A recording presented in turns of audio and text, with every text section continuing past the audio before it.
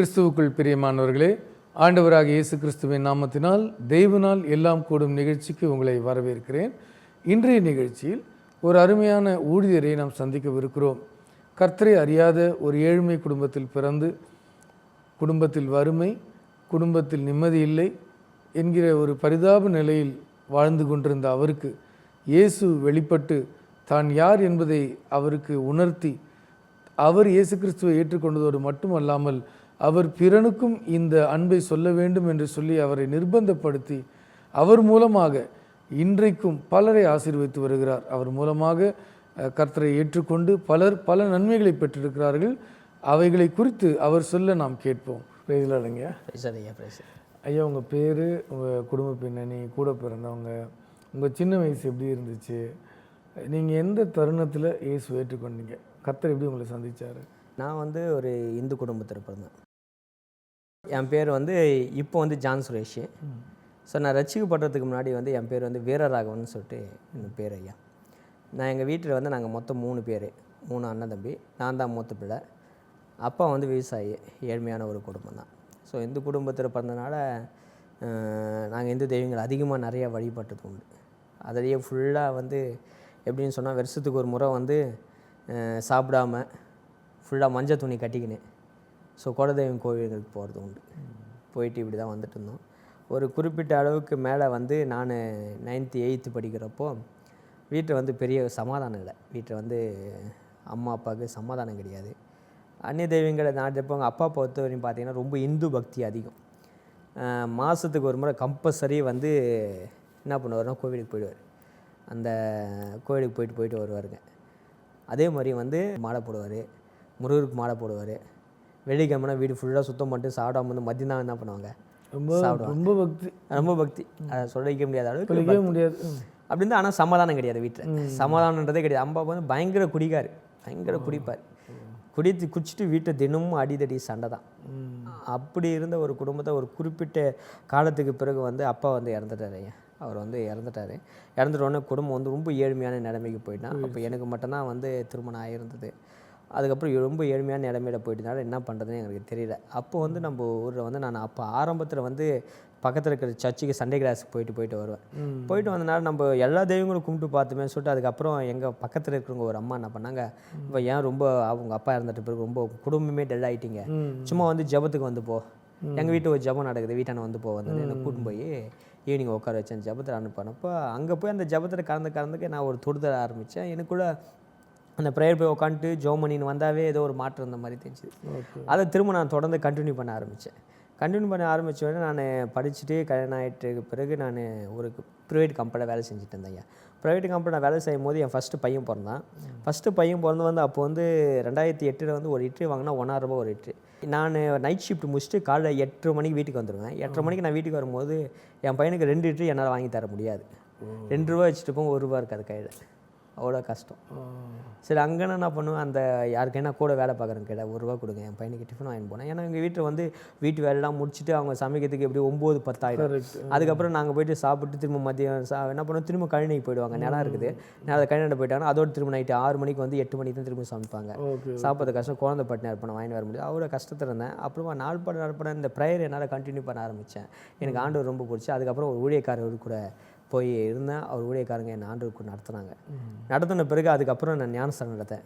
ஞானஸ்தானம் எடுத்துகிட்டு அந்த ஊழியக்காருக்கே கூடவே நான் சப்போர்ட்டாக இருந்தேன். சப்போர்ட்டாக இருந்து அவரோடு கூட ஊழியம் சேர்ந்து எந்த கிராமத்தில் வந்து இப்போ நான் இருந்த அந்த கிராமத்தில் வந்து எப்படி என் குடும்பம் மாதிரி ஏழ்மையான எத்தனை குடும்பம் இருக்கும், எப்படியோ கஷ்டப்படுவாங்க, அவங்களுக்கு ஒரு காஸ்பிள் அறிவிக்கணும்னு சொல்லிட்டு அந்த ஊழியக்காரங்களை கூப்பிட்டு வந்து வீட்டில் வந்து சத்தியத்தை அறிவிச்சு அங்கே இருக்கிற பிள்ளைங்கள்லாம் கேதர் பண்ணி ஆண்டவருக்கு நடத்தணும். ஆண்டவருக்கு நடத்திட்டு இப்படியே வந்துட்டே இருந்தேன். வந்துட்டே இருக்கிற போது தொடர்ந்து வந்துட்டு அப்புறப்போ நான் என்ன பண்ணேன், என் வேலையை விட்டு நான் நிற்க ஆரம்பித்தேன். வேலையை விட்டு நம்ம நின்றுட்டு சொந்தமாக பிஸ்னஸ் பண்ணலாம் அப்படின்னு சொல்லிட்டு மல்டிமீடியா படிக்க ஆரம்பித்தேன், ரிஜிஸ்ட்ரேஷன் படிக்க ஆரம்பித்தேன். அதுக்கப்புறம் வந்து டிசைனிங் எல்லாம் கொஞ்சம் படிக்க ஆரம்பிச்சுட்டு அதுக்கப்புறம் ஒரு ஷாப் ஒன்று ஆரம்பித்தேன். ஆரம்பித்து 2012 ஆரம்பிச்சுட்டு 2016-17 வரையும் நான் அந்த வேலை செஞ்சுட்டு இருந்தேன். 2017-18 ஆண்டவர் என்னை திரும்ப என்ன பண்ணேன், நான் ஊழியத்துக்கு அழைக்கிறேன் அப்படின்னு சொன்னார். எனக்கு வந்து ஊழியத்துக்கு வரதுக்கு விருப்பமே கிடையாது. ஏன்னா நான் நினைக்கிறதுனா ஊழியக்காராக போயிட்டா வந்து யாருன்னா எதிர்பார்த்து தான் வாழணும்.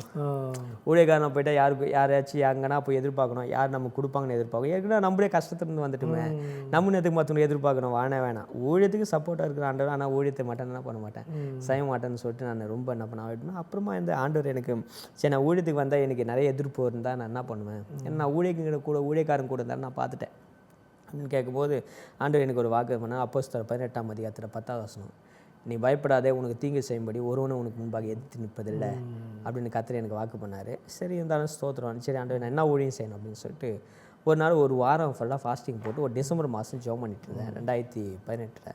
அப்போ நான் ஜெபம் பண்ணிட்டு இருக்கும்போது ஆண்டவர் வந்து ஆதியாகமம் 17ஆம் அதிகாரம் 1வது வசனத்தை நான் வாசிக்கிறேன் எடுத்து, நான் சர்வ வல்லமையுள்ள தேவன், எனக்கு முன்பாக நீ உத்தமனாக நடந்து கொள் அப்படின்னு சொன்னார். சரி நான் வாசிட்டு வச்சு அன்றைக்கி ஃபுல்லாக எனக்கு அந்த வசனமே ஓடிட்டு, நான் சர்வ வல்லமையுள்ள தேவன். திரும்ப நான் அன்றைக்கி ஈவினிங் திரும்ப உட்காந்து நாங்கள் வீட்டில் ஜெபம் பண்ண உட்காரோம். அந்த சொல்கிறேன், நீ ஊழியம் செய்யணும், என்ன என் ஊழியத்துக்கு என்ன பேர் கொடுப்புன்னு கேட்டட, நான் சர்வ வல்லமையுள்ள தேவன், எல்லாத்தையும் நான் தான் உண்டாக்குனேன், உன்னை உண்டாக்குறது உன் குடும்பத்தை பார்த்துக்கிறது பெரிய விஷயம் இல்லை என்ன சொல்லி கர்த்தர் சொன்னேன்.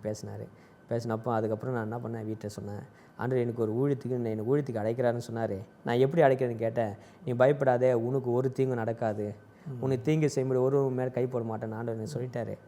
அதுக்கப்புறம் நான் என்ன ஊழியம், யாருக்குன்னா ஊழியம் செய்யணுமா, இது நான் என்ன பேரை வச்சு நான் ஊழியம் செய்யணும்னு கேட்கும்போது ஆண்டு சொன்னேன், நான் சர்வ வல்லமுள்ள தேவன்ப்பா அப்படின்னு சொன்னார். அதனால் சர்வ வல்லமுள்ள தேவன் ஊழியன்னு சொல்லிட்டு 2018 ஆரம்பித்தேன். ஊழியத்தை ஆரம்பித்து பிரதிஷ்டை பண்ணிவிட்டு நான் சொன்னேன், எங்கள் ஊழியம் ஒரு ப்ரைஸ் மட்டும் ஆரம்பித்து நான் இங்கேயே ஊழியம் செய்கிறேன், இருக்கணுக்கான என் வேலை பார்த்துக்கிட்டு நான் ஊழியம் பார்க்கணுன்றது தான் என்னுடைய பெரிய நோக்கமாக இருந்தேன். அப்படியே 2 வருஷம் அப்படியே தொடர்ந்து ஓடினோடனே 2020 லாக்டவுன் வந்துட்டு பிறகு அப்படியே தொடர்ந்து ஓடிச்சு. ஆண்டவர் எங்கள் ஊரிலிருந்து ஒரு 15 கிலோமீட்டர் தள்ளி ஒரு ஊர் இருக்குது, ராணிப்பேட்டை மாவட்டத்தில் அன்வதிகன்பேட்டை அப்படின்னு சொல்லி ஒரு இருக்குது. எனக்கு ஆண்டவர் எனக்கு அந்த 2000 அந்த ஊரை எனக்கு காமிச்சார், நீங்கள் போயிட்டு ஊழியம் செய்யணும் அப்படின்னு சொல்லும்போது நான் சொன்னேன், எங்கள் ஊரை விட்டுட்டு நான் எங்கேயும் போக மாட்டேன், நான் அங்கே போய் ஊழியம் செய்ய மாட்டேன், இங்கேயே நான் ஒரு ப்ரைஸில் ஊழியம் செய்கிறேன். இல்லை ஆண்டவர் எனக்கு விருப்பம்னு 1 வருஷம் நான் தள்ளி போட்டு இருந்தேன். ஆண்டவர் என்னை சண்டேனா வரையும் போக சொல்லுவார். நான் சண்டேனா போக மாட்டேன், வேலையெல்லாம் போயிட்டு வேலை செஞ்சுட்டு வந்து சண்டே லீவ் போட்டு மத்தியானம் மேலே காலையில் சர்ச் போயிட்டு வந்துட்டு மதிய வேலை சாப்பிட்டு வீட்டை படுத்துட்டு அன்றைக்கி சண்டே ஈவினிங்கே நான் ஆண்டவர் என்னை ஊழியத்துக்கு போக சொல்லுவார். போகாது இருந்தேன்னா அன்றைக்கி வீட்டில் ஒரே சண்டை வந்துடும், சமாதானம் இருக்காது. எப்படி எங்கள் அப்பா ஆட்கள் எப்படி இருந்ததோ ஸோ அப்படி மாதிரி ஒரு விஷயம். அப்போ வீட்டில் இருக்க முடியாது சண்டை, அதே மாதிரி எங்கள் ஃபேமிலியில் கூட சண்டை வர ஆரம்பிச்சு. நான் ஞாயிற்றுக்கிழமை ஒரு நாள் தானே, சண்டே ஒரு நாள் வீட்டில் இருக்கிறேன், ஒரே வீட்டில் ஒரு டென்ஷனாக இருக்குது, ஏதாச்சும் ஒரு சின்ன விஷயத்துக்கு 2 கோவம் சண்டை வருது வீட்டில் அப்படின்னு நினச்சேன். அப்போ ஆண்டவர் சொன்னார், நான் என்ன பண்ணி சொல்லிக்கணும், அழைச்சிருக்கிறேன், நீ ஊழியத்துக்கு போனோம், நீ அது வேறு டைரெக்ஷனில் போனால் புயல் வரும். ஏன்னா நான் உன்னை எந்த ஊருக்கு போக சொன்னேன், நீ எங்கே போன, அவனே சொல்கிறான், என்னை தூக்கி போட்டுருங்க எல்லாம் சரியாயிடும் அப்படின்னு. நமக்கு தெரியும். அதுக்கப்புறம் யோசித்தேன், சரி ஆண்டவரே போகிறேன்னு சொல்லிட்டு 2021 நான் அந்த ஊருக்கு போகிறேன். ஐயா சரி ஊழியத்துக்கு போகிறேன்னு எனக்கு யாருமே தெரியாது, வேறு அந்த ஊர் அன்வதிகன்பேட்டையில் எனக்கு யாருமே தெரியாது. நான் ஒரு நாள் காலையில் 3 மணிக்கு எழுந்து செபிச்சிருக்கேன். ஜோமன்னா ஒரு தரிசனத்தை மாதிரி பார்க்க ஒரு தார் ரோடு, அந்த தார் ரோட்லேருந்து ஒரு மண் ரோடு வருது. மண் ரோட்டோடய நான் உள்ளே போனேன்னா ஒரு குறிப்பிட்ட ஒரு கூட்ட ஜனமும் ஒரு 2 ஸ்ட்ரீட் தெருவு இருக்க மாதிரி நான் பார்க்குறேன். சரி மறுநாள் காலையில் இருந்து நானும் உணர் என் கூட ஒரு தம்பியை கூட்டிகிட்டு வாப்பா நம்ம அங்கே போயிட்டு வரலாம், ஆண்டவர் எனக்கு ஒரு காமிச்சார், எனக்கு அதே ஞாபகமாக இருக்குது, 3 மணிக்கு காமிச்சார், 7 மணி வரையும் எனக்கு ஞாபகமாக இருக்குது, வா ஒரு 9 மணிக்கு நம்ம போகலாம் அப்படின்னு சொல்லிட்டு நேராக போகிறேன். அந்த மண் ரோடு பக்கம் கட்ட மண் ரோடு இருக்குது, அந்த ரோட்டு உள்ளே போகிறேன்.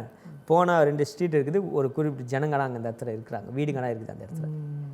சரி நான் போயிட்டு பார்த்தேன். போயிட்டு நான் அந்த தெரு உள்ளே போனோடனே எல்லோரும் கேட்குறாங்க, யார் சார் நீங்கள், யார் வேணும்னு கேட்குறாங்க அந்த ஜனங்க. ஏன்னா ரொம்ப கிராமம் அது. எல்லாம் கேட்குறாங்க, என்ன சொல்கிறது எங்களுக்கு தெரியாமல் வந்துட்டோம், ரோடு வழி எங்கே இருக்குது, மெயின் ரோடு போவேன் அப்படின்னு சொல்லி கேட்டு அங்கேருந்து நாங்கள் வெளியில் இந்த பக்கம் வெளியில் வந்துட்டோம். வந்துட்டு திரும்ப என்ன பண்ணேன், ஷோ பண்ணிவிட்டு திருப்பி மறுவாரம் என்ன பண்ணுறோம், நாங்கள் போயிட்டு அந்த பகுதிக்கு நான் போயிட்டு இங்கே எதுனா ஒரு வீடு கிடைக்குமா அப்படின்னு கேட்டேன். எதுக்குன்னு கேட்டாங்க. நாங்கள் சண்டே ஈவினிங்னா வந்து ஒரு சின்ன பசங்களை வச்சு ஒரு சில்ட்ரன்ஸ் மாதிரி ஒரு சண்டே கிளாஸ் நடத்த போகிறோம் அப்படின்னு சொல்லி கேட்டோம். எங்களுக்கு வந்து அந்த ஊர்லேருந்து பக்கத்து ஊரை தெரிஞ்ச ஒரு ஐயா வந்து, ஐயா எனக்கு அந்த ஊரில் எனக்கு தெரிஞ்சவங்க இருக்காங்க, வாங்க அந்த தெருவில் கூப்பிட்டு போகணும், ஒரு வீட்டாண்ட கூப்பிட்டு போனாங்க. கூப்பிட்டு போய் எங்களை நிற்க வைக்கிறாங்க. ஒரு அம்மா இருக்கிறாங்க. அந்த அம்மா வந்து ஓம் சக்தி கோயிலுக்கு மாலை போட்டுக்குன்னு ரெட் கலர் சேரீ கட்டின்னு வந்து நிற்குது. ஸ்தோத்திரம்னா அந்த அம்மா வணக்கம் அப்படின்னு சொல்கிறாங்க. என்னன்னா இது மாதிரி ஒரு வீடு வேணுமா, பார்த்து கொடுங்க இவருக்கு அப்படின்னு சொன்னார். அவங்க கூட்டிகிட்டு போய் எங்களை 2 தெரு அங்கே சுற்றி காமிச்சாங்க. யாருமே எதுக்குன்னு கேட்டால் சர்ச்சுக்கு நான் வீடு தர மாட்டேன்ட்டாங்க, ப்ரேயர் நடக்கணும் அப்படின்னு சொன்னால் வீடு இல்லை அப்படின்னு சொல்லி அனுப்பிச்சிட்டாங்க. அந்த அம்மா என்ன சொன்னாங்கன்னா, ஐயா சரிங்க நீங்கள் இவ்வளோ கஷ்டப்படுறீங்க, என்னை தேடி நம்பி வந்துட்டீங்க, எங்கள் வீட்டுக்கு பின்னாடி வந்து நான் வீடு காட்டும் போது ஒரு சிமெண்ட்டை கூடணும் ஒரு ஷீட் போட்டது இடம் இருக்குது, அது 8க்கு 8 தான் இருக்கும் அந்த இடம், நீங்கள் ஒன்று அங்கே வச்சு நத்திக்க முடியுமா உங்களோட அப்படின்னா. சரிம்மா எங்களை கூப்பிட்டு போங்கண்ணா வீட்டுக்கு பேக் சைடு எங்களை கூப்பிட்டு போகிறாங்க. கூட்டிகிட்டு போயிட்டு நாங்கள் நின்றுன்னு பார்க்குறோம், வழியே இல்லை, அது ஃபுல்லாக முள் போட்டு செடியெல்லாம் போட்டு மொத்தம் அடித்து வச்சுட்டுக்குது, பாலை அடைஞ்சு போயிருக்குது. நாங்கள் போனது சண்டே. சரி நான் சொன்னேம்மா நான் வந்து வர வேலைக்கிழமை புதன்கிழமை வந்து நான் அந்த இடத்த க்ளீன் பண்ணி சண்டேக்கு நான் வந்து கொஞ்சம் ஃப்ரீ பண்ணிக்கிறேன், தற்செயலாக எனக்கு ஒரு மாதம் 2 மாதம் நடக்கட்டும் அப்படின்னு சொல்லிட்டு சொன்னேன். அவங்க என்ன சொன்னாங்க, சரிங்க ஐயா நீங்கள் அப்படி தான் செய்யுங்க அப்படின்னாங்க. நான் போயிட்டு வேலைக்கிழமை போயிட்டு வீட்டிலேருந்து எல்லாரும் கூட ஒரு 2 சகோதரரை கூட்டிகிட்டு ஒரு 10 மணிக்கு நாங்கள் கிளம்புறோம். போயிட்டு அந்த இடத்த க்ளீன் பண்ணுறான்னு சொல்லிட்டு கத்தியெல்லாம் எடுத்துக்கிட்டு எதா பொருளும் எடுத்துக்கின்னு போயின்னு போகிறோம். போனால் எங்களுக்கு முன்னாடியே அந்த இடம் க்ளீன் பண்ணி வச்சுருக்கு. அந்த அம்மாவா? இல்லை அந்த அம்மா க்ளீன் பண்ணல, பக்கத்து ஃப்ளாட்டுக்காரர் என்ன பண்ணாராம், என்ன நம்ம ஃப்ளாட் இவ்வளோ முள்ளாக இருக்குதுன்னு சொல்லிட்டு அந்த இடத்தெல்லாம் க்ளீன் பண்ணும்போது இந்த இடத்தையும் போட்டு வச்சு எதாவது க்ளீன் பண்ணி விட்டு போயிட்டுக்கிறார். கர்த்தருடைய செயல் பார்த்தீங்களா? ஸோ அவர் அழைச்சாருன்னா, அவர் சொல்லி நம்ம போகலன்னா புயல் அடிக்கும், காற்றடிக்கும், மீன் பிடிக்கும், எல்லாம் நடக்கும். அவர் சொன்னது அவரே இல்லை, முன்னாடி போய் கோணலானதெல்லாம் நேராக்கி ஆண்டு அவர் அடையாளமும் கொடுப்பார். இது க்ளீன் பண்ணுறது பெரிய விஷயம் இல்லை, அது உறுதி செய்கிறார். க்ளீன் பண்ணிருக்காங்க. உடனே நாங்கள் போனோம், எல்லாம் ஐயா அவங்க ரெடி பண்ணாங்க, பரவாயில்ல ஐயா நீங்கள் வந்து சுத்தம் மட்டும் உள்ள மட்டும் சுத்தம் பண்ணிக்கோங்க அப்படின்னு சொன்னாங்க. அதுக்கப்புறம் நாங்கள் சுற்றி மட்டும் கொஞ்சம் அந்த ஷீட்டு கிட்டலாம் மாற்றிட்டு நாங்கள் வந்தோடனே அந்த அம்மா கேட்குறாங்க, இங்கே வந்து நீங்கள் நடத்த போகிறேன்றீங்க, யாரும் வர மாட்டாங்க ஐயா அப்படின்னு சொல்லி அனுப்புகிறாங்க. பரவாயில்லம்மா நான் போய் சண்டே ஈவினிங் வரேன், எவ்வளோ வாடகை சொல்லுங்கள் அப்படின்னு சொன்னால் அவங்க வந்து 400 ஒரு மந்த்துக்கு, சின்ன ரூம்னால 400 மட்டும் ஒரு மந்த்துக்கு எனக்கு நான் உங்களுக்கு இது நீங்கள் தாங்க அப்படின்னு சொன்னாங்க. சரின்னு சொல்லிட்டு நாங்கள் போனோம். போயிட்டு நாங்கள் ஃபஸ்ட்டு வரேன் ஐயா போயிட்டு நாங்கள் ஆரம்பித்தோம். சண்டே தான் ஈவினிங் சண்டே கிளாஸ் ஆரம்பிக்கிறோம். ஆரம்பித்தா வந்து ஒரு 15 பிள்ளைங்க வந்துட்டாங்க ஃபஸ்ட் நாள். எல்லாருக்கும் சாக்கெட்டு கொடுத்துட்டு இந்த அன்பு குருவன் சாங்கை வந்து நாங்கள் சொல்லிக் கொடுத்தோம். அன்பு குருவன் இன்னும் அதிகமாக அன்பு குருவன் சொல்லி நீங்கள்லாம் பாடுங்க, அது மட்டும் பாட தெரிஞ்சுங்க அப்படின்னு சொல்லி கொடுத்தோம். சொல்லி கொடுத்தா அதில் ஒரு பாப்பா நான் பண்ணிச்சு. முதல் வாரம் வந்து போச்சு.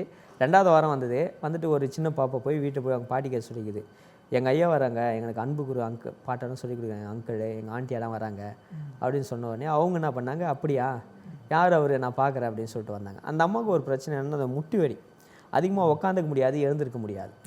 ஃபஸ்ட் டைமே வந்து அப்போ தான் வராங்க எங்களாண்ட. வந்தாங்க வந்து உட்காந்து அந்த அம்மா தொலைவா நின்னே பார்க்குறாங்க என்ன நடக்கிறாங்கன்னு சொல்லிட்டு, வெளியிலே உட்காந்துக்கிறாங்க, என்னென்ன சொல்லித்தராங்கன்னு எல்லாம் பார்க்குறாங்க. பார்த்துட்டு ஏன்னு வந்தாங்க, சோதர ஐயா நாங்களும் வந்து ரசிக்கப்பட்டவங்க தான், சர்ச்சுக்கு இங்கே ஒரு இடம் போகிறோம், சரி எங்கள் பாப்பா எங்கள் பேத்தி சொன்னால் அதனால் பார்க்கறதுக்கு வந்தோம் அப்படின்னு. சரிங்கம்மா நல்லது, என்ன நம்ம ஒரு ஜெபம் ஒன்று பண்ணுங்க ஐயா. நாங்கள் சரி ஜெபம் பண்ணோம். ஜெபம் பண்ணிவிட்டு அன்றைக்கி வந்தேன் ஐயா. ஜெபம் பண்ணிட்டு வந்தால் ஆண்டவர் பேசினார், ஆண்டோடைய வல்லம் அந்த அம்மா தொட்டுது. மறுவாரம் நாங்கள் போகிறோம், திரும்ப மறுவாரம் போகும்போது அந்த அம்மா சுண்டல் வேச்சு எடுத்துன்னு வந்து உட்காந்துக்கிறாங்க. என்னங்கம்மான்னு கேட்டால் பசங்களுக்கெல்லாம் கொடுக்க போகிறேன் ஐயா, போன வாரம் ஜெபம் பண்ணிட்டு போனீங்களே என் முட்டி வலி நடாயிடுச்சு, இப்போ என்ன நடக்க முடியுது இந்த வாரம், எனக்கு நடக்கிறேன் நான் இப்போது, அதனால் நான் பசங்களுக்கெல்லாம் சுண்டல் தரணும் அப்படின்னு சொல்லிட்டு வந்தாங்க. ஸோ அந்த பகுதியில் திரும்ப நாங்கள் ஊழியத்தை தொடர்ந்து என்ன பண்ணாது, எங்களுக்கு இன்னும் கொஞ்சம் ஆண்டவர் செஞ்ச அற்புதம், இன்னும் ஆண்டவர் அழைச்சதுக்கு உறுதியாக இருந்தது, இன்னும் ஆண்டவர் அற்புதம் செஞ்சுட்டாருன்னு சந்தோஷமாக இருந்தது. சரின்னு சொல்லிட்டு என்ன பண்ணேன், அந்த அம்மா நான் இன்றைக்கி ஜோமெண்ட் ஐயா என் பொண்ணுக்கு ரொம்ப நாளாக உடம்பு சரியாமல் இருக்குது, வீட்டில் வந்து ஒரு ஜோமெண்ட்டு போகும்போது அப்படின்னு கூப்பிட்டாங்க. சரிம்மா வரமானேன். அவங்க பொண்ணுக்கு வேலைக்கே போகாமல் எப்போ பார்த்தாலும் வந்து மயக்கம், தலை சுற்றின்னு படுத்துக்கிட்டே இருக்கணும். ஒரு எக்ஸ்போர்ட் கம்பெனியில் வேலை செய்யுது, அவங்க போகவே மாட்டாங்க வேலைக்கு. ஒரு வாரத்தில் 2 நாள் வேலைக்கு போனால் 3 நாள் படுத்துடும் வீட்டில், என்னால் முடியல. அந்த அம்மா போனால் தான் அந்த வீட்டுக்கு இது சரின்னு சொல்லிட்டு அன்றைக்கி போய் ஜெபம் பண்ணோம். ஜெபம் பண்ணிவிட்டு வந்த பிறகு அந்த வீக்கெண்ட் ஃபுல்லாக அந்த பிள்ளை வேலைக்கு போயிடுச்சு. அதுவும் வந்துட்டு என்ன பண்ணிச்சு வந்து உட்காந்துச்சு, நானும் வரேன் அப்படின்னு சொல்லிட்டு ஸோ இப்படி படிப்படியாக வந்து ஆண்டவர் என்ன பண்ணார் பேச 1 மந்த் போயிடுச்சு ஐயா. 1 மந்த் போனோடனே எங்களுக்கு இடம் கொடுத்த அம்மா இருக்காங்கள்ல, அவர் நான் ஏற்கனவே மாலை போட்டுருந்தாங்க. அவங்க 9 வருஷம் மாலை போட்டுக்கிறாங்களா, 9 வருஷமும் அவங்க. அந்த அம்மா என்ன பண்ணேன், நான் வாடகை கொடுத்துருக்கேன். அந்த அம்மா வீட்டுக்கு போனேன். போயிட்டு அது வரையும் நான் அந்த அம்மாவை பார்த்து எதுவும் பேசலை. போகும்போது ஸ்தோத்திரம் பண்ணுவேன், ஸ்தோத்திரம் என்னவங்க அதோடு போயிடுவேன்.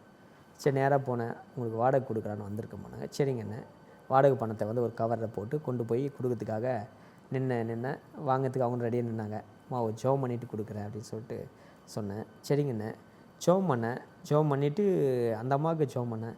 அந்த அம்மாவுக்கு ஒரு பிரச்சனை தான். எதுக்கு இந்த 9 வருஷமாக எதுக்கு அவங்க வந்து கடவுள் வேண்டிட்டு இருந்தாங்கன்னா, வயிற்றில் வந்து இவ்வளோ பெரிய ஒரு கட்டி இருந்திருக்கு. இந்த பக்கம் தான் அது இந்த பக்கம் மூவ் ஆகும் போது வந்து அது என்ன கட்டினே கண்டுபிடிக்க முடியாது. ஸ்கேன் எடுத்தவோ அது தெரியல. ஆனால் இந்த அம்மாவுக்கு வந்து மட்டும் உள்ளவே தெரியுது. அதனால் என்னென்னா அடிக்கடிக்கு வயிற்று வலி ரொம்ப பலவீனப்படும். ஆனால் போய் ஸ்கேன் எதையே தர எதுவுமே இல்லை, போட்டு நார்மல்.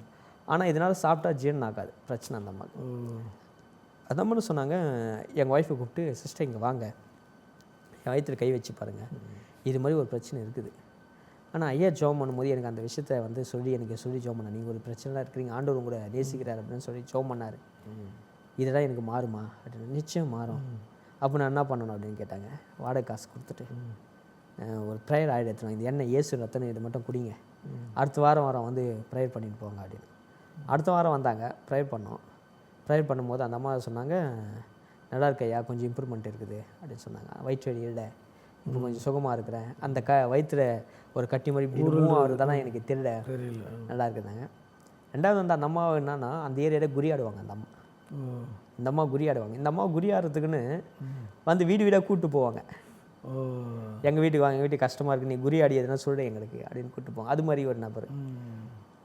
அதுக்கப்புறம் நாங்கள் தொடர்ந்து அந்த அம்மா வீட்டுக்கு போய் ஜெபம் பண்ணோம். 2வது மாதம் வாடகை கொடுக்க போனோம். அப்பவும் கொடுத்துட்டு ஜெபம் பண்ணோம். ஜெபம் பண்ணால் அந்த அம்மா சொன்னாங்க, ஐயா இதோடு போதும், எனக்கு அடுத்த மாதம் வாடகை வேணாம் அப்படின்னு வந்து ஜெபம் பண்ணிக்க ஆரம்பித்தாங்க. இதனால பரவி அந்த பகுதியில் இருக்கிற ஜனங்களாம் எல்லோரும் எங்களை தேடி வர ஆரம்பிச்சிட்டாங்க. ஐயா நாங்கள் போனால் 1-2 பேர், இப்போ வந்து வீக்கு நின்னோம்னா 20 பேர் 30 பேர் நிற்க ஆரம்பிச்சிட்டாங்க. வந்து எல்லோரும் ப்ரேயர் பண்ணிட்டு போகிறதுனா எல்லோரும் வந்து ப்ரேயர் பண்ணிட்டு ஆண்டவர் எல்லாருக்கும் அந்த அற்புதம் செய்ய ஆரம்பித்தார். அற்புதம் செய்ய இந்த அம்மாவை பார்த்துட்டு என்ன பண்ணுவாங்கன்னா, நாங்கள் போனால் அந்த அம்மா டீ போட்டு தர்றது எங்களுக்கு இப்படி இருந்தாங்க. இருந்தாலும் அந்த அம்மா வந்து என்ன பண்ணுவாங்க, அந்த அவங்களுடைய பக்தி வைரகத்தில் அப்படி இருந்தாங்க. நாங்கள் அப்படியே விட்டுட்டோம்.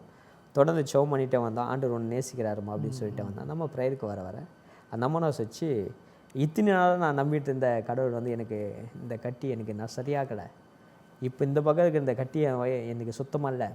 ஒரு மாதத்துக்கு நான் வந்து 1500 ரூபாயிலேருந்து 2000 ரூபாய் வரையும் மாத்திரை சாப்பிட்டுருந்தாங்க. நம்ம ஜெபம் பண்ண ஆரம்பித்தோம், அந்த மாத்திரையை ஸ்டாப் பண்ணிட்டாங்க, சாப்பிடல.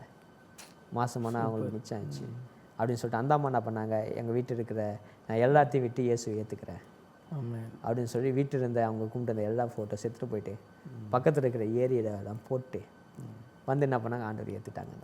ஆண்டவர் ஏற்றுட்டு இப்போ அந்த அம்மா வந்து எங்களுக்கு சப்போர்ட் இருந்தாங்க. அதுக்கப்புறம் வந்து நாள்பட அதுக்கப்புறம் 1 இயர் போயிடுச்சு. லாக்டவுனெல்லாம் வந்து நாங்கள் போயிட்டு ஊழியம் செஞ்சுட்டு வந்தோம்.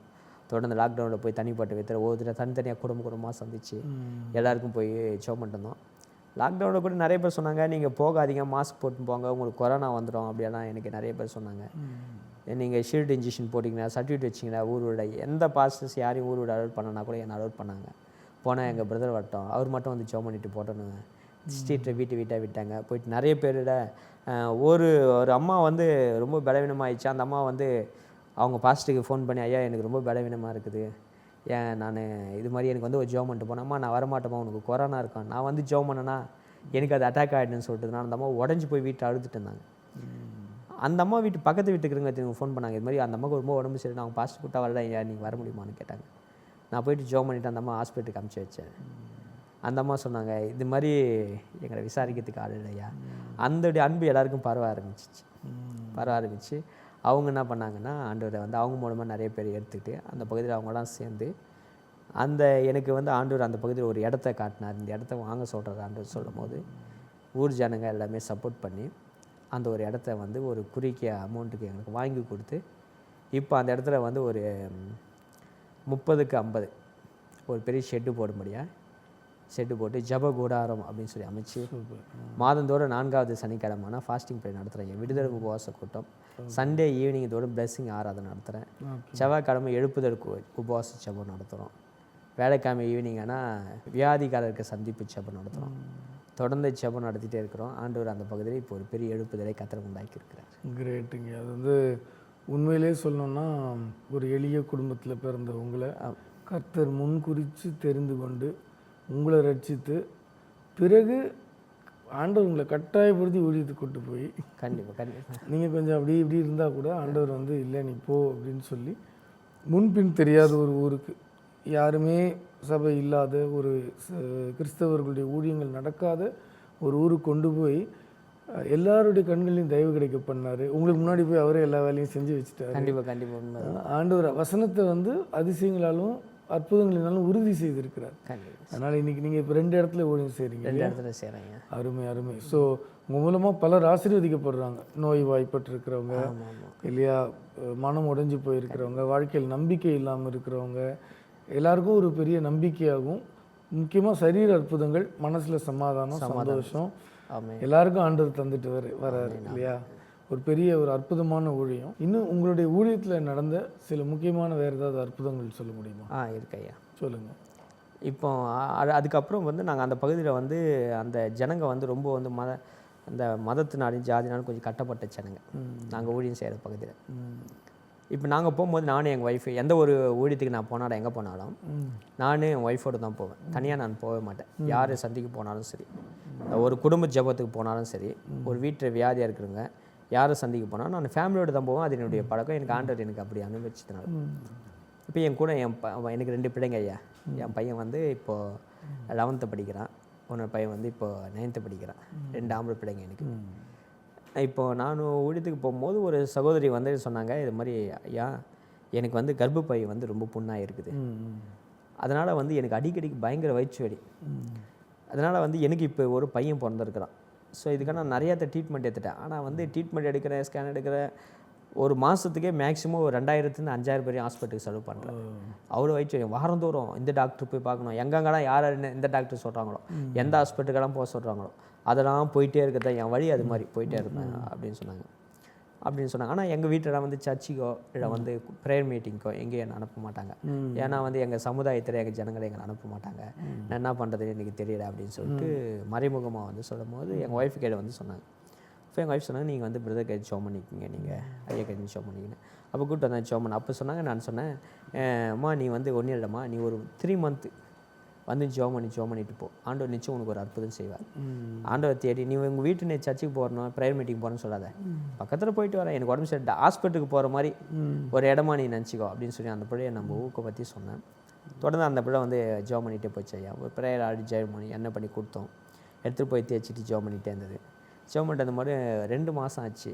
3ஆவது மாதம் வந்து அந்த பிள்ளை சொல்லுது, ஆனால் ஐயா இப்போ ஏற்கனவே நான் ஹாஸ்பிட்டலுக்கு போகும்போது லாஸ்ட் மீட்டு சொன்னாங்க, என்ன சொன்னாங்கன்னா, உங்கள் கர்ப்பப்பை வந்து உனக்கு ரொம்ப ரணமாயிட்டுக்குதுமா, நான் எடுத்துடலாம், இந்த ஒரு குழந்தையே உனக்கு போதும், ஒரு ஃபஸ்ட்டு பையன் இருக்கான என்ன நீ போதும்னாங்க. ஆனால் எனக்குள்ளே வந்து லாஸ்ட்டாக இந்த ஏசாமி எங்களுக்கு அற்புதம் செய்கிறாரா அப்படின்னு ட்ரை பண்ணலான்னு தான் வந்தேன். இப்போ எந்த கர்ப்பப்பை எடுக்கணுன்றாங்களோ அந்த கர்ப்பப்பை இப்போ 2ஆவதாக நான் கன்சீவாக இருக்கிறேன், 2ஆவதாக கன்சீவாக இருக்கிறேன் அப்படின்னு சொல்லிட்டு வந்தது. ஆண்டவனுக்கு நல்ல சுகப்பிரசவத்தை கற்றுக் கொடுப்பாருமா. என்ன குழந்தை வேணும்னு கேட்டேன். எனக்கு ஃபஸ்ட்டு பையன் இருக்கிறான், 2வது ஒரு பொண்ணுந்தா என்னை பார்த்துக்கிறதுக்கு சப்போர்ட்டாக இருக்கும் அப்படின்னு கேட்டாங்க. கண்டிப்பாக நிச்சயம் ஆண்டவர் அற்புதம் செய்வார். சரி ஆண்டவனுக்கு அதை செஞ்சால் நீ என்ன பண்ணுவேன்னு கேட்டேன். நான் ஆண்டவர் நானும் என் குழந்தை ஞானஸ்தானம் எடுத்துக்கிறேன், நான் ஆண்டவர் என் சொந்த ரசிகரை எடுத்துக்கிறேன், இந்த ஊரை நான் சாச்சேன், இந்த ஊரை ஒருத்தர் இல்லை நான் இருக்கிறேன் அப்படின்னு சொல்லி கேட்டுச்சு. எங்கள் சமுதாய ஜனத்தில் நான் இருக்கிறேன் அப்படின்னு சொல்லி. சரிம்மா அப்படின்னு சொன்னேன். அதே மாதிரி அந்த குழந்தைக்கு அந்த பிள்ளைக்கு அந்த மகளை எதிர்பார்த்த பொண்ணு பிறந்தது. அந்த பொண்ணுக்கு கூட்டிகிட்டு வந்து சர்ச்சில் தான் பேர் வச்சிச்சு. அந்த பிள்ளைய ஞானஸ்தானம் எடுத்துச்சு. இப்போ அதை பார்த்துட்டு அந்த பகுதியில் இருக்கிறவங்க இவங்களுக்கே ஒரு அற்புதம் நடந்திருக்குதே அப்படின்னு சொல்லி அந்த ஏரியாவில் ஒரு பெரியவர் இருக்கிறார். அவருக்கு வந்து ஃபிக்ஸ் வரும் ஐயா, அவருக்கு தொடர்ந்து ஃபிக்ஸு. அவருக்கு ஃபிக்ஸ் வர்றதுனால எந்த வேலைக்கும் போக மாட்டார், கூலி வேலைக்கு தான் போவாருங்க, கிராமத்தில் இருக்கிற வேலைக்கு போவாருங்க. அவருக்கு போகிற இடத்துலாம் வந்து வேலை கொஞ்சம் ஹார்டாக வேலை செஞ்சாருன்னா ஃபிக்ஸ் வந்துருவார். அதனால் அந்த ஊரில் இருக்கிறவங்க யாரும் அவர் வேலைக்கு கொடுக்க மாட்டாங்க, கூட்டிகிட்டு போக மாட்டாங்க. அங்கே இருக்கிறவங்க சொன்னாங்கடா, இது மாதிரி வந்து இங்கே போயிட்டு பக்கத்தில் ப்ரேயர் நடக்குது, போய் ஜோம் பண்ணிக்கிங்க, இங்கே சர்ச்சுக்கு போங்க பக்கத்தில் அப்படின்னு சொன்ன உடனே என்ன பண்ணார், அந்த ஐயா வந்து அவரும் அவங்க வீட்டுக்கு 2 பேரும் வந்து ஜோம் பண்ணிட்டு போயிருந்தாங்க. ஜோம் பண்ணிட்டு போகும்போது டாக்டர்லாம் சொல்லிட்டாங்கன்னா, உனக்கு நரம்பு எதுவும் தலை நரம்பு பிரச்சனை இருக்குது, அதனால தான் இந்த ஃபிக்ஸ் அதிகமாக வருதுன்னு சொன்னதுனால அவங்களுக்கு ஹாஸ்பிட்டல் போய் பார்க்கும்போது ஏழ்மையானவங்க முடியாது, ஜெபமே பண்ணுங்கன்னு சொல்லிட்டு தொடர்ந்து ஜெபம் பண்ணாங்க. அவருக்கு அந்த ஃபிக்ஸ் வர்றதை ஆண்டவர் தடுத்து நிறுத்தினார். சரி, அதுக்கப்புறம் போயிட்டு என்ன பண்ணாங்க, திருவூரில் ஜிஹெச்சில் போயிட்டு எல்லாம் எக்ஸ்ட்ராலாம் எடுத்து பார்த்தாங்க. எல்லாமே நார்மல் வந்துச்சு. நார்மல் வந்து அந்த கொடுமை வந்து ஞானஸ்நானம் எடுத்துக்கிட்டு ஆண்டவர் ஏற்றுக்கிட்டாங்க. ஆண்டவர் ஏற்று கத்தர் அவங்களுக்கு ஒரு பெரிய அற்புதங்களை கத்தர் செஞ்சார். ஸோ இப்போ படிப்படியாக அற்புதங்களை ஆண்டவர் செய்ய ஆரம்பிச்சதுனால ஆண்டவர் வந்து நாள்பட என்ன பண்ணார், அந்த பகுதியை ஒரு பெரிய ஆத்துமாக்கிற அறுவடை செய்ய ஆரம்பிச்சு. இப்போ அந்த இயேசு அறியாத ஒரு சமுதாயத்திலிருந்து நாங்கள் இயேசுக்கு எங்களுக்கு சம்மந்தம் கிடையாது, இயேசுவோட நாங்கள் ஏற்றுக்க மாட்டோம், எங்கள் தெய்வங்க தான் முக்கியம் அப்படின்னு சொல்லிட்டு இருந்த ஜனங்க மத்தியில் ஆண்டவர் இன்றைக்கி ஒரு பெரிய எழுப்புதலை கத்தரை உண்டாக்கியிருக்கிறார். எங்கள் ஊழியர் நடக்கிற சுற்றுப்பட்டு இருக்கிற எல்லா கிராமம் வந்து வேறு சமுதாய கிராமம் தான், அதிகம் வேறு கேஸ்ட்டு தான் எல்லாருமே. சொல்லப்போனால் ஒரு அம்மா வந்தாங்க. என்ன பிரச்சனைன்னு வந்தாங்கன்னா, என் பொண்ணு வந்து என் மருமகன் வந்து தாலி கட்டினாருங்க. 6 மந்த்து தான் அந்த தாலி கயிற்று இருந்தது. அதுக்கப்புறம் அந்த தாலி கயிற்று போட்டாவே உடம்பெல்லாம் அரிக்குது. பிரச்சனை இதுதான். இதுக்காக நீங்கள் எவ்வளோம்மா செலவு பண்ணிங்கன்னா, அவங்க என்ன பண்ணியிருக்காங்கன்னா, உங்களுக்கு யாரோ சேவினை பண்ணியிருக்கிறாங்கன்னு சொல்லிட்டு பெரிய ஒரு ஏகம் நத்துறோம் வீட்டில் அப்படின்னு சொல்லிட்டு 80,000 ரூபாய் செலவு பண்ணி வீட்டில் ஏகம் நத்திருக்காங்க. வீட்டுக்குள்ளே கூப்பிட்டு வந்து 2 டைல்ஸ் எடுத்துகிட்டு வீட்டில் படம் தோண்டி நைட்டாக வச்சு ஏகம் நத்திருக்கிறாங்க. 80,000 செலவு பண்ணியிருக்காங்க. அதுக்கப்புறமா இந்த தாலி கயிறு போட தானே உடம்பெல்லாம் அரிக்குது, இந்த தாலி எடுத்துன்னு போயிட்டு கோவிலில் போட்டு வந்துடலாம், அதனால் வேறு கயிறு போட்டால் அரிக்காதுன்னு சொல்லிட்டு இந்த தாலி கயிறு எடுத்துன்னு கோயிலில் போட்டிருக்காங்க. போட்டு வந்து சரடா தூக்கி போட்டால் கூட அந்த பொண்ணுக்கு அரிக்குது. அந்த கயிறு போட்டாவே அரிக்குது. கீழே ஹாஸ்பிட்டலுக்கு போயிட்டு ட்ரீட்மெண்ட் எது பார்த்தா எதுவுமே கிடையாது, நார்மல் அப்படின்ற பிரச்சனை. சரி, அந்த பிள்ளையை வந்து கூப்பிட்டு வந்தாங்க. இதனால் அவங்க வீட்டுக்காரர் என்ன பண்ணிட்டாருன்னா, நீ என் கூட வாழ வேணாம், நிறைய சொத்து இருக்குது ஐயா, வசதி இருக்குது, பணம் எவ்வளோனா செலவு பண்ணுறது ரெடியாக இருக்காங்க, வீடு இருக்குது, எல்லாமே இருக்குது. சரி, பிரச்சனை இதுதான், இவங்களுக்கு என்னானே தெரியல. சரின்னு கூட்டிகிட்டு வந்தாங்க. நம்மளோட கூப்பிட்டு வந்து நான் சொன்னேன், சரிம்மா நீ இயேசு நம்பறியா அப்படின்னு சொல்லி கேட்டேன். நம்புறேன். சரி, அதுக்கு நீ இயேசு நம்பர் நான் சொல்ல முடியாது, ஒரு 3 மந்த் நீ உடனே வா. எல்லாரையும் நான் ஒரு 3 மந்த் தொடர்ந்து வர சொல்லுவேன். ஏன் வர சொல்கிறேன்னா, அறிந்து கொள்ளவே முடியும், இயேசுவை பற்றி தெரிஞ்சுக்க. நீ வந்து இயேசு யாருன்னு தெரிஞ்சால் மாத்திரம் தான் நீ என்ன பண்ண விசுவாசிக்க முடியும். நான் கொடுக்குற ஒவ்வொருத்தருக்கும் அந்த 3 மந்த் டைம், 3 வீக் டைம் என்னன்னா, நான் இயேசுவை பற்றி அவங்களுக்கு சொல்கிறதுக்கான டைமை தான் எடுக்கிறேன் தவிர்த்து அவங்க நீ வரதுனாலையும் இது ஏன் வர வைக்கிறாங்க அப்படின்றதுனால. நான் உனக்கு அந்த 3 மாதத்துக்கு எனக்கு தெரியும், என் கையில் இருக்க ஆண்டவர் உன்னை தொடுவார், உனக்கு அவர் வெளிப்படுத்தி நிச்சயம் காட்டுவார் கண்டிப்பாக அப்படின்றதுக்காக. அதுக்கப்புறம் வந்து அந்த பிள்ளை வந்து அருமையாக பாட ஆரம்பிச்சிச்சு, ஜெபம் பண்ண ஆரம்பிச்சிச்சு.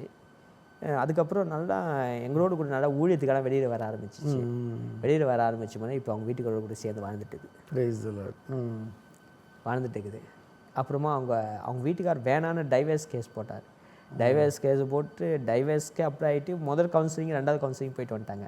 3வது கவுன்சிலிங் அப்போ நான் சொன்னாங்க வந்தேன், ஏன் லாஸ்ட் டைம் கூட ஆண்டவர் அற்புதம் செய்ய மாட்டாரா அப்படின்னு கேட்டேன். நான் ஒரே ஒரு வார்த்தை சொன்னேன், ஆபிரகாமுடைய சாராருடைய கர்ப்பம் செத்த பிறகு கர்த்தர் ஒரு துவக்கத்தை உண்டாக்குனார். 2 கவுன்சிலிங் போய்ட்டு இன்னும் ஒரு கவுன்சிலிங் இருக்குது, நிச்சயம் ஆண்டவர். 3வது கவுன்சிலிங் அவங்க வீட்டுக்கு சொன்னேன்னா நான் வாழறேன், இப்போ சேர்ந்து வாழ்ந்துட்டு இருக்காங்க. ஸோ இதனால் என்ன ஆயிடுச்சுன்னா, அந்த பகுதியெல்லாம் நமக்கு ஆண்டவர் நிறைய மனுஷனுடைய சப்போர்ட்டு, ஆண்டவர் அவங்களுக்கு செய்கிற அற்புதங்களை இதுவரை நடக்காத காரியங்களில் ஆதி அப்போஸ்தலர்களை செய்கிற காரியங்கள் போல செய்ய ஆரம்பிச்சுன்னா நிறைய பேர் விசுவாசிக்க ஆரம்பிச்சிட்டாங்க. ஆண்டவர் விசுவாசிக்க ஆரம்பிச்சனால அதுக்கு தான் சொன்னேன், ஆண்டவர் ஃபஸ்ட்டு எனக்கு சொன்னார், நீ பயப்படாத, உனக்கு தீங்கு செய்யும்படி ஒருவனும் உன் மேலே கை போடுவதில்லை அப்படின்னு சொல்லி கர்த்தர் சொன்ன அந்த வார்த்தை வந்து இதுவரையும் ஒரு தீங்கு நடக்கலை, தீங்குக்கு பதிலாக ஈக்குவலாக அதுக்கு ஈக்குவலான வார்த்தை, அது பதிலாக நன்மைகளை ஜனங்களுக்கு நன்மையை செய்ய ஆரம்பிச்சிட்டேன்.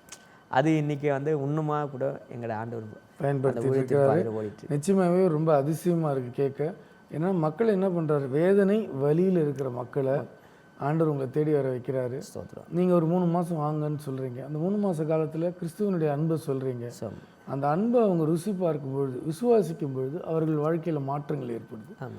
இழந்த நன்மைகளை அவங்க பெற்றுக்கொள்கிறாங்க, நோய் நீங்குது, மன நிம்மதி ஏற்படுது, குடும்பத்தில் சமாதானம் ஏற்படுது, வாழ்க்கையில் மாற்றம் ஏற்படுது. அப்புறம் அவங்களே வந்து கர்த்தருக்கு தன் வாழ்க்கையை ஒப்பு கொடுக்குறாங்க. இது தொடர்ந்து உங்கள் வாழ்க்கையில் நடந்துக்கிட்டே இருக்குது. ஆமாம், இன்றைக்கி நூற்றுக்கணக்கான பேருடைய வாழ்க்கைக்கு ஆசீர்வாதமாக நீங்கள் இருக்கீங்க.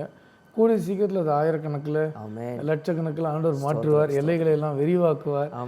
வசனம் சொல்லுது இல்லையா, கொஞ்சத்தில் உண்மையாக இருக்கிறவனே அநேகத்து மீது, அது அவர் செய்கிற ஒரு கிரியை, அவர் கொடுத்த வாக்குத்தத்தம் நிச்சயமாக நிறைவேற்றுவார்.